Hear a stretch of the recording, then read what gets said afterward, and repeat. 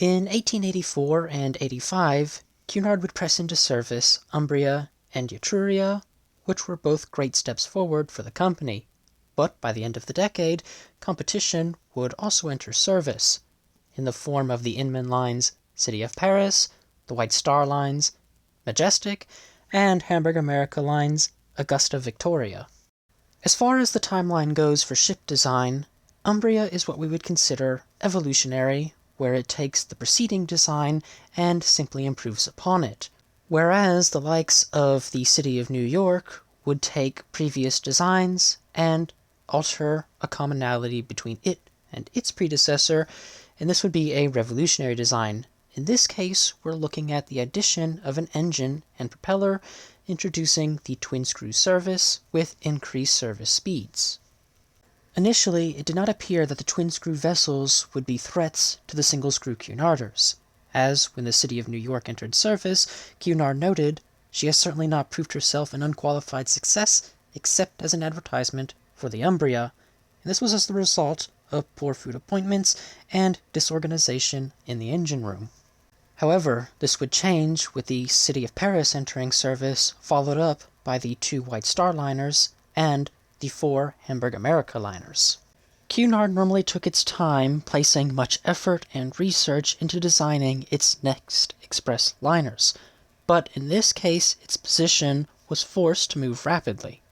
Not only was speed a primary concern for Cunard, but immigration restrictions and the economy's fluctuation was making the operation of their older liners more inefficient, and so they needed to replace older vessels with fewer, more cost-effective, and up-to-code ships. In order to save time with the development of its new twin-screw liner, they would use the Umbria's design as a basic foundation and improve upon it. One of the methods to improving the design was by observing what competition had been using, which all companies would take part in. James Bain, Cunard's superintendent engineer, would board the competitor twin-screw vessels and examine safety valves, electric lights, and machinery arrangements to see what combinations worked best. For example, he noted that on the Inman Line vessels, the propeller shafts on the exterior of the ship were supported by propeller brackets, which were slightly troublesome and had inefficient water flow, while the White Star liners had the hull structure wrap around the entirety of the shaft, which proved more effective.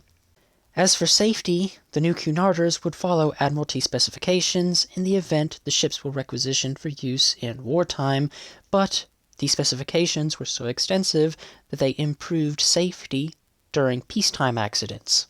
The position of bulkheads would be investigated by the Bulkhead Committee, which would investigate the best placement of bulkheads within a vessel in the event of flooding. The committee would take particular interest in investigating longitudinal bulkheads, which would divide the vessel into port and starboard compartments. There were several disadvantages noted in having a single bulkhead running the entire length of the ship. Firstly, in the event of flooding would take part on only one side of the ship, resulting in a list, and in order to combat the list, it would be necessary to flood a corresponding compartment on the opposite side, taking more areas of the ship out of service.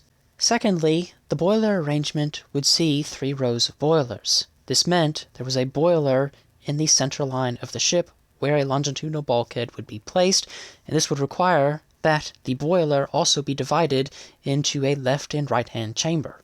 With these 2 factors in mind, only 4 compartments would have the longitudinal bulkhead installed: the forward coal bunker, the 2 amidships coal bunkers, and the primary reciprocating engine rooms. This division would ensure the safety of the coal and at least one engine in any practical damage scenario, and so the vessel would theoretically be capable of moving under its own power even if it's partially damaged. Speaking of machinery spaces, Campania was to receive the most elaborate and powerful propulsion system any ocean liner had received up to that point.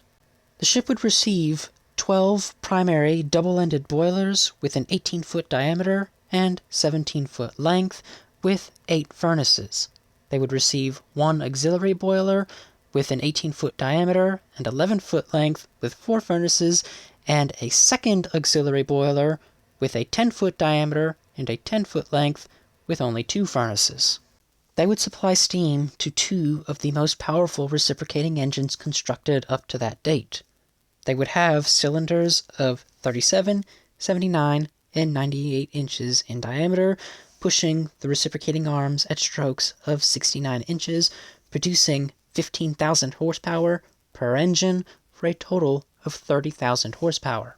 For comparison, the City of New York and City of Paris produced 20,000 horsepower, meaning the new Cunarders would have a 50% increase over them. The new vessels would also see the most elaborate passenger accommodations ever fitted to a Cunarder up to that point, as the increased physical dimensions of the ship would allow increased space for passenger areas, and Cunard was also willing to dump more funding into passenger accommodation, increasing their overall comfort. Of course, this funding would go into improving furnishings, floors, walls, metals, and upholstery, but it also went into things like ventilation, lighting, and other electrical components as technology improved. The final design was impressive, producing the largest vessels ever conceived for construction. They would have an overall length of 622 feet, 3 inches, with a length between perpendiculars of 601 feet. They would have an overall width of 65 feet, 3 inches, and a draft of 37 feet, 2 inches.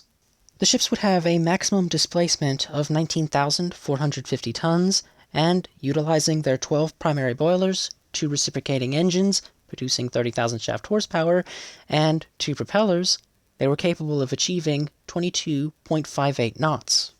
The ship's 5 decks would provide total accommodation for 2,000 passengers and 415 crew. The total cost for constructing one vessel of this design would be approximately £492,000.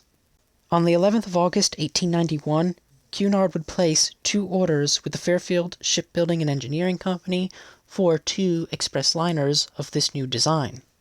The first ship, hull number 364, was laid down on the 22nd of September 1891. It was launched on the 8th of September 1892 and commissioned on the 10th of April 1893, being named Campania. The second ship, hull number 365, was laid down on an unknown date, but it was launched on the 2nd of February 1893 and commissioned on the 8th of August 1893, being named Lucania. The Campania and Lucania would go on to be some of the most prestigious vessels constructed during their century, and their names would be well known to the traveling public during their operational service time. Even though these vessels were abnormally designed within a few months for the Cunard line, they would go on to be just as popular and well known as any other express Cunarder that was designed over the period of years. The extreme size and speed of the vessels would go on to allow them to take the blue ribbon, breaking both speed records for the east and westbound crossings. To summarize these vessels, they fit exactly what Cunard required, and they fit right in to the long and great history of the company. With that having been said, I have nothing more I wish to add on to this topic for today.